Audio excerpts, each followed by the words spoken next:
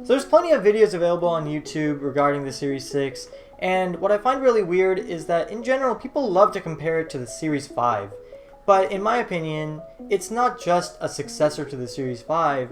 You have to really compare it to all the other Apple Watches to see how far we've come and just how worth it is for your use case and not necessarily just someone who's about to upgrade from the Series 5. Now, I have had this watch for about 2 months approximately now, and I absolutely love it. I upgraded from my Series 2, and it was a absolute night and day difference. And that's because I hadn't gotten the Series 4, which got the main upgrades. So I just kind of got the extra features that got slapped on with the very different versions that came out.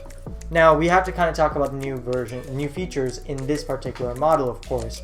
And the big headlining feature is the blood oxygen meter, which in my opinion it's okay, but there's a couple problems with it that you need to be aware of. First of all, it really does not work for the most part, simply because the wrist is a really bad place to take measurements. You can see that all hospital grade sensors always put it on your finger, and the reason for that is that there's a lot more flesh to go through.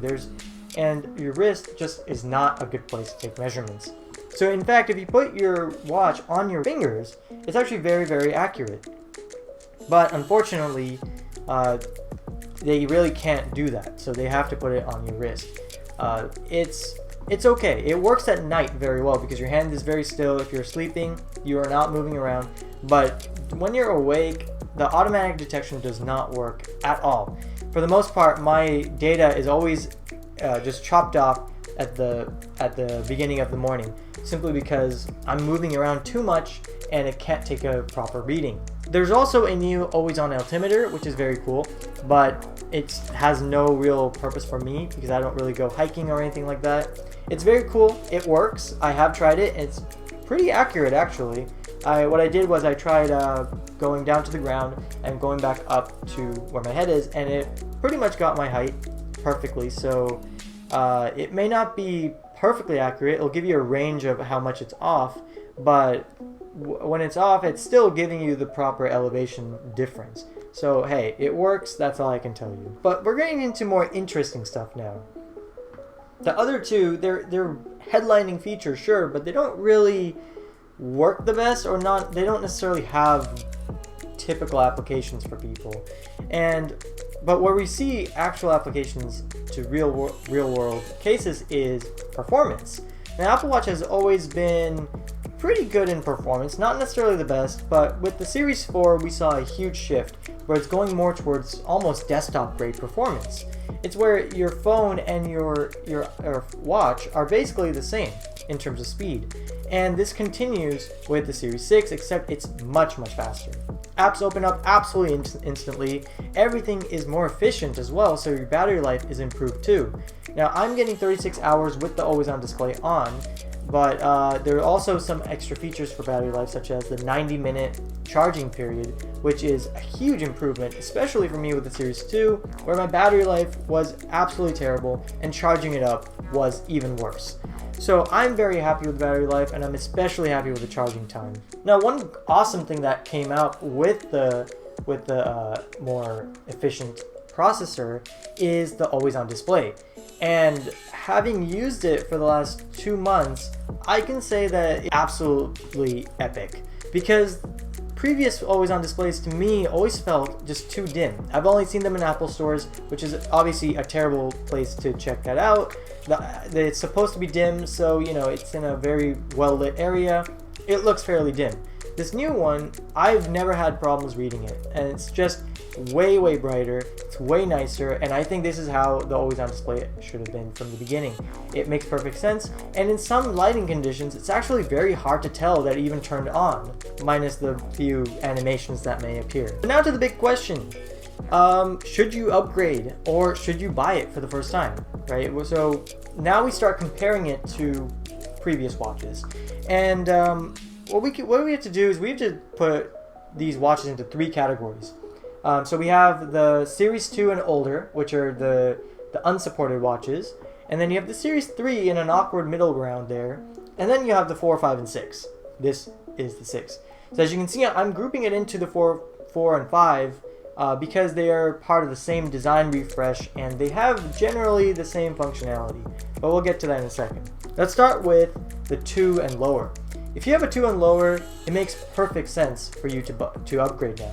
Not only is it unsupported now, the Series 2 is unsupported now, the previous watches, well, they were unsupported whenever. All these watches are unsupported, so you're not going to get the latest apps, you're not going to get the latest functionality. But there's also the part where Apple is moving on in terms of how they're looking into the watch. It used to be where it's just a companion device for your watch apps, and I absolutely love that idea, but Apple is moving away from that. They're moving into a more standalone device. And this fundamental shift is something that Apple is going to continue to go into. And going into any of the newer watches, even the 3, is going to be a huge difference because you're going to see that jump in speed and usability and overall reliability. I think with the Series 2, I just couldn't rely on the apps opening up in the right times to rely on their data. I'd rather open up my phone to view the data first. And I think that that's really important. So you should definitely upgrade, but not necessarily to the Series 6. Now, if you have a Series 3, you should also upgrade, but you're probably just fine because not only is Apple still selling it, Apple is still fully supporting it. So it's going to be fine for at least a couple more years.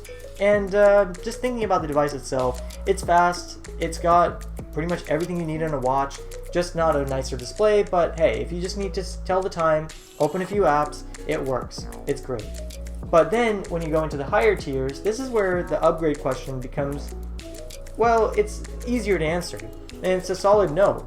If you have a Series 4, you already have the new design refresh, you have the better heart rate sensor, you have all of the newer features more or less, except for the always on display, the better altimeter, and the blood oxygen sensor.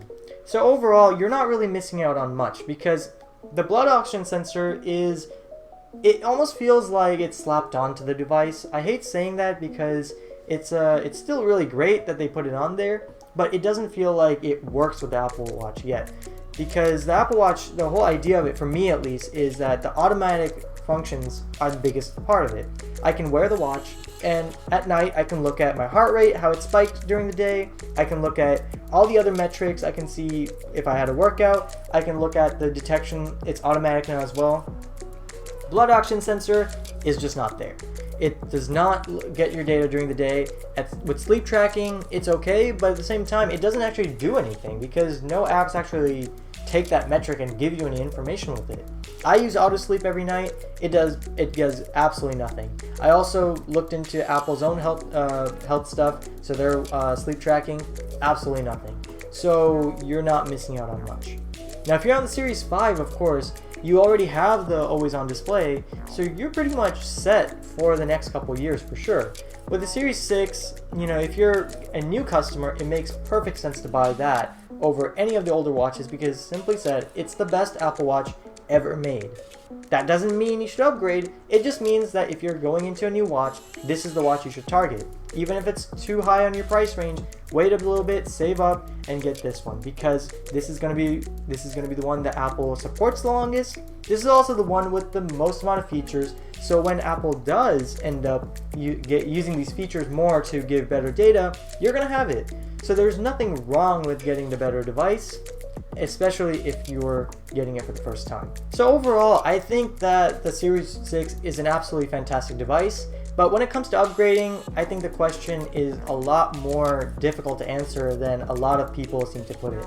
It's the latest and greatest, but it's not something worth upgrading over depending on which watch you're already on. And yeah, that's pretty much the question I wanted to answer. I hope I answered all your questions. If you have something else that you want to ask, obviously put it in the comments and I'll try to answer as best as I can. As you can see, I am back for the most part. I'm hoping to keep to a schedule again, but we'll see how that goes. I haven't made videos in so long. My head is a mop head now as well, so as you can see, my hair also grew out. So things have been very different. We're going to see how it goes, and yeah, thanks for watching. Catch you in the next one.